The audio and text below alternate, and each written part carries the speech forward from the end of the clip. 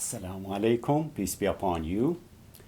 Through many debates, today's intellectuals and progressives have asked, is religion needed for human survival? Is religion a foundation human life depends on? Assuming that was the case before, does human life depend on it now? Is it needed for the human societies, or is it an individual choice? Anyone who wants it can have it, and whoever does not want it can do without, all the same. Indeed, during 18th and 19th centuries, after the Industrial Revolution and scientific victory, West thought religion has served its purpose and has been replaced by science and secular knowledge. For example, Freud divided human race's life in three eras or stages: superstition era, religion era, and scientific era. We're now supposedly in the scientific era. Hence, religion is outdated.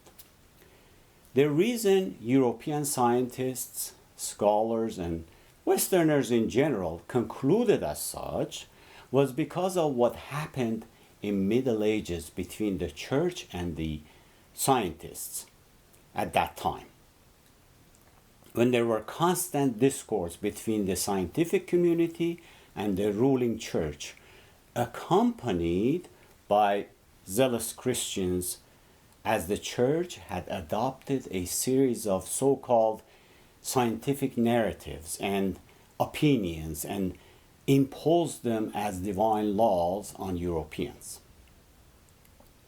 The scientists found church's claims and teachings nothing but superstitions, decadence, and backward, which caused Europeans to run away from religion. And when the real science exposed the corruption and fallacy of church's laws and views and came out victorious in this conflict, there was no option for Europeans but to turn to science and secular knowledge.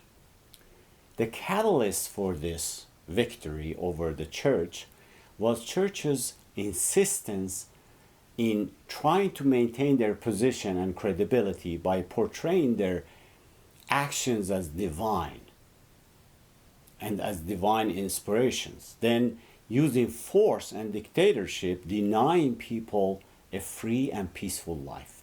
They levied heavy taxes, forcing people to bow down to clergy while torturing and killing scientists. The persecution got so bad to the point that every reformer considered this as his duty to align with others alike in order to defeat the church and from then on keep it that way, so no religion would ever reign over people. They realized they must completely set aside church's influence in order to reach human achievements and human advancements. However, not all Western intellectuals and scientists have been against religion. Many realized through debate and research that belief is a natural necessity for mankind in any period. For example, Sir James Jeans, who was an English physicist and a mathematician, also an agnostic, said the greatest problems of science could not be resolved without believing in God. When asked by The Observer in London, do you believe that life on this planet is the result of some sort of accident, or do you believe that it is part of some sort of great scheme? He replied, I incline to the idealistic theory that consciousness is fundamental and that the material universe is derivative from consciousness, not consciousness from the material universe. He also said the universe appears to have been designed by a pure mathematician. Over time, science and secular thinking replaced God, and science became an idol. Instead of serving mankind, mankind became subservient to it. Unfortunately, science is indecisive and constantly evolving. What it rejected yesterday will uphold today, and what it proves today may reject tomorrow. As such, those who idolize science are subject to perpetual restlessness with anxiety for unforeseen changes. Everything then is on state of change. The economic, political, and social systems, all in state of change. Religion can restore the humanity, peace, and tranquility as it instills in man love for goodness and the courage to stand against all evil. One can achieve a peaceful, secure life in the shade of believing in God, who is the ultimate source of peace, tranquility, and power. The next question is there a problem with disbelief? We all know that death is a reality, considering how short this lifespan is. If one does not believe in God, hence no belief in hereafter, then one can easily follow his whims and desires in order to maximize his pleasures and indulgence in this short life. Hence, with his surrender to his animal instinct, he will indulge in anything he desires. This is where personal interest comes in, immediate cost and benefit is considered, then personal character is put to test. Mankind falls from humanity to hostility and chaos. The true spirit of love, friendship, and cooperation is wiped away from hearts and replaced by lust, self-indulgence, rivalries, savage wars, and conflicts over the possession of material, because there's no higher power to keep him in check. So the true humanity is lost forever. A belief that aims to create an environment of friendship, cooperation, and decency, not a source of grudges, hostilities, and enmities. A belief that fights evil because it is evil and defends good because it is good is a belief, aqidah, that works to benefit mankind, and it is the same faith that elevates mankind to success and prosperity, both physical and spiritual. You tell me, how could then mankind reach such greatness, such completeness in humanity without a belief in God and hereafter? So far we talked about believing versus disbelieving, especially in today's world we live in. Now, let's talk specifically about Islam.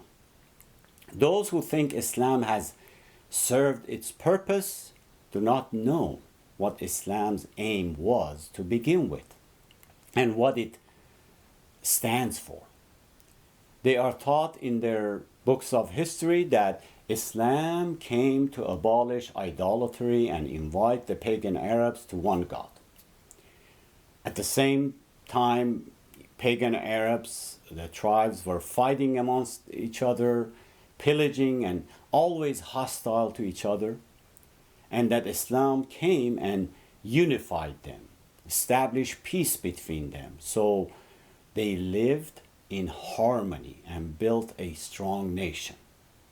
And that pre-Islam Arabs were addicted to drinking and gambling and regarded many indecent acts as noble acts, and that Islam rid them from these addictions and abolished many evil customs, and that Islam took them out of ultimate ignorance when no society on earth even recognized them as a nation, to rival the great civilizations of that time.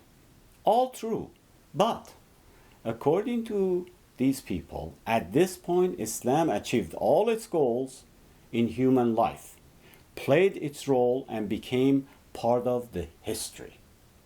Now that there's no idolatry in Islamic world and the primitive tribes have transitioned to big nations and joined the civilization, it is no longer needed. As far as drinking and gambling are concerned, well, these are left on their own and, in fact, are accepted in today's societies. And they're not even open for debate because today there's no social gathering without them. Therefore, based on all these, Islam has served its purpose and its days have come to an end.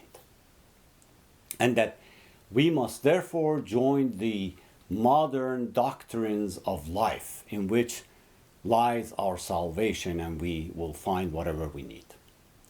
Indeed, this is an implicit and often explicit message disguised as modern and proper paradigm propagated and taught in our schools.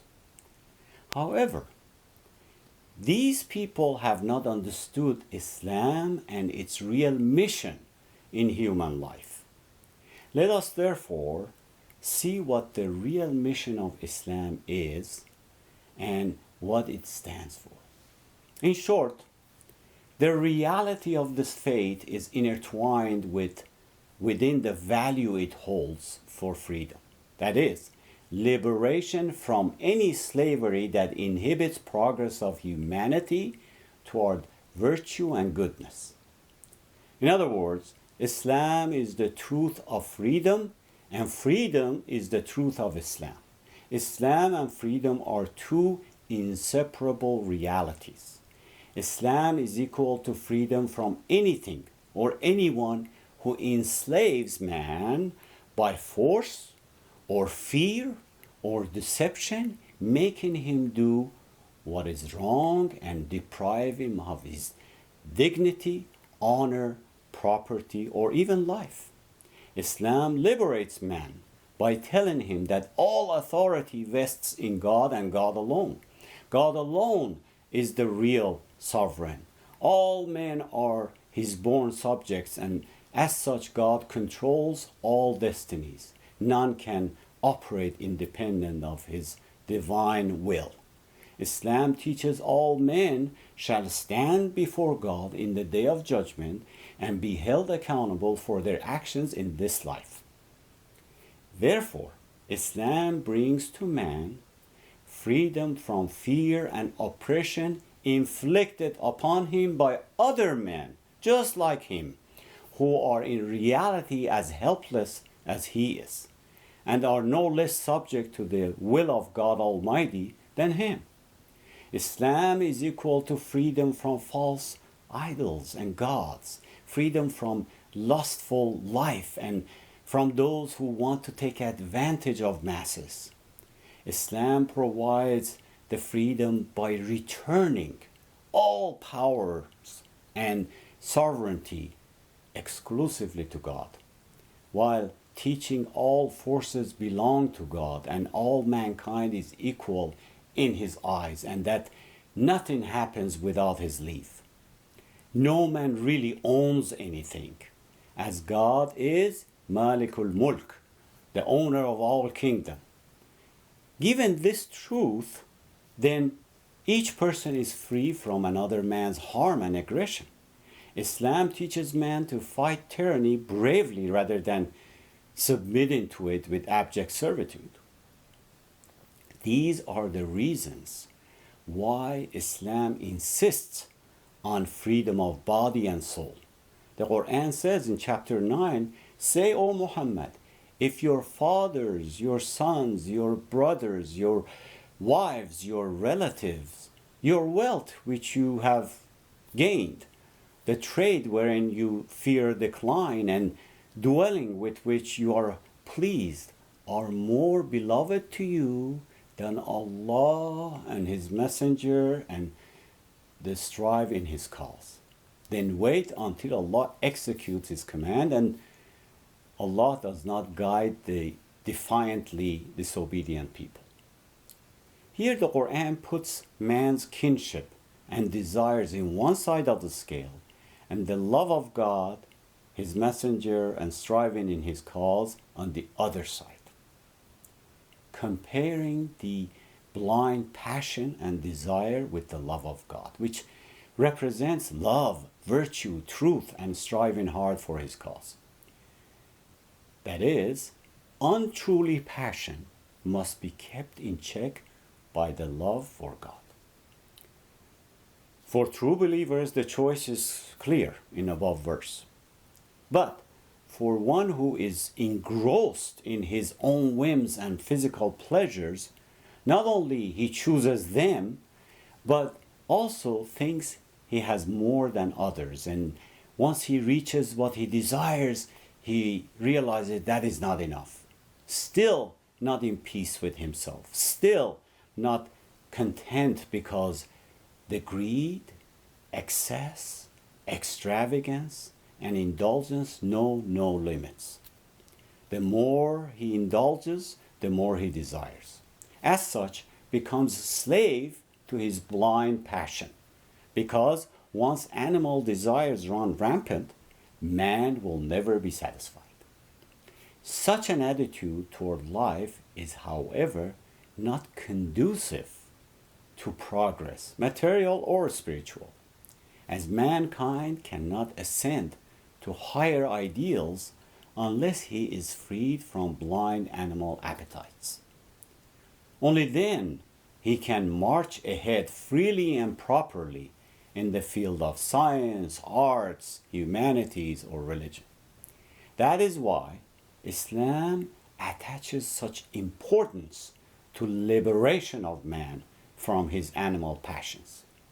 For this purpose, it neither favors the practice of seclusion and solitude, as in earlier faiths, nor does it deny mankind from enjoying good things in life, what's permitted, without falling prey to excess and losing control. Hence, a balance between two extremes.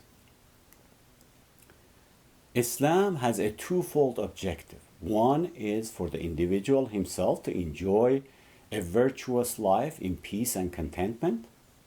The second one is for the society to utilize the individual members as sources for the good of the society, and by harmonizing the individual and the society toward progress and kamal, according to its basic outlook on life that aims to strike a balance between the family units and the community as a whole. Islam also pays special attention to freedom of mind and intellect from superstitions, myths, and fantasies man has been a victim of over the course of history, many of which originated from many gods whom human hands created, many of which entered into even recent religions before Islam. Islam brought back the folds of true faith and true God. Islam uses simple, easy to understand language, easy to perceive and easy to believe in. It appeals to man's intellect to inquire and acquire knowledge of his surroundings. It rejects the notion of natural contradiction between religion and science, nor does it force man to believe in absurd and silly concepts as a precondition to his belief in God. Islam stresses in absolute terms that it is God and God alone who has in his immense grace subjected all things on earth to man, and that all facts discovered by scientific exploration or the material benefits that flow to mankind are all in fact a blessing from God, for which man must be thankful. And that man must strive to use them properly and be a worthy servant to the Almighty. Thus, Islam holds science as part of faith, not an evil opposed to genuine belief in God. Science is a powerful mean to help man increase his knowledge. As such, it has an impressive record of achievements and deserves credit for all that it has afforded man in terms of comfort, speed, and convenience. As such, it should be used to serve mankind, not the other way around. It should be utilized for useful and peaceful purposes, not for destruction of mankind and his surroundings. Today, man has made the fatal mistake of thinking science alone can solve all of his problems, and in essence, to science alone man must submit to.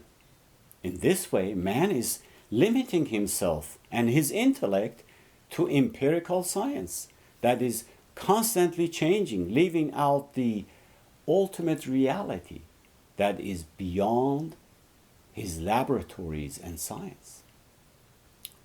Hence, rather than utilizing science as a tool, man has put his full trust in it and, short of making rituals to it, has submitted to it as one does to a deity. The lead advocates claim that through science man can discover the secrets of universe. Therefore, that which is upheld by science is true. The rest are tales.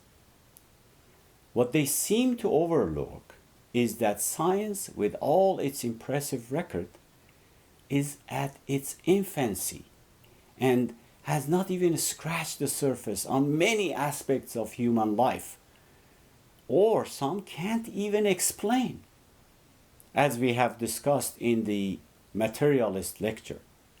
Things like human mind, soul, and consciousness. It rejects it without any proof. But in reality, it rejects it because the experimental science, with its inadequate instruments, cannot comprehend its mystery. So at the end, we have had two extremes: the superstitious religion of church ruling over Europe, then the Enlightenment through science, which has turned into a cult of science worship on the other end, which is prevalent today. To liberate human reason and spirit and revive humanity, both extremes must be avoided. In fact, this is when Islam emerges as the only hope for humanity, for it alone can restore the peace between religion and science, bring back harmony and tranquility to this distressed world which has created an irreconcilable bitterness between man's reason and intuition, and between man's desire for knowledge and craving for God. Islam provides man with a sound outlook upon life and tells man whatever knowledge he gains, material or spiritual, and all the benefits he enjoys are gifts from the beneficent God and are there for man to enjoy as long as they are utilized to serve mankind.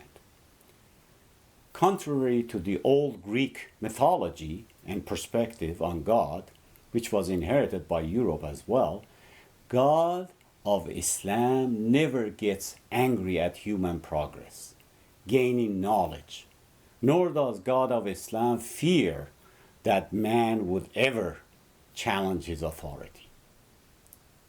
God of Islam rather gets angry when mankind abuses his knowledge of science for aggression and destruction of his fellow men and his surroundings.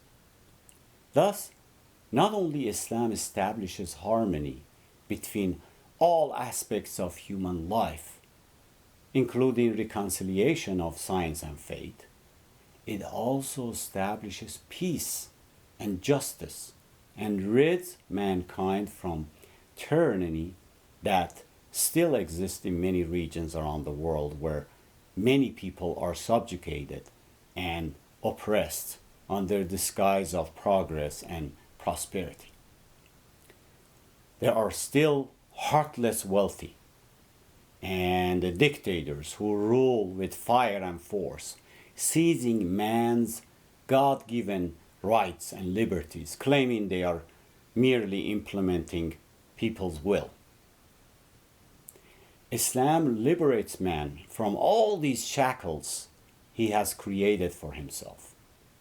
Of course, we are talking about real Islam here, not the Islam portrayed by media and the conduct displayed by so-called contemporary Islamic republics and extremists.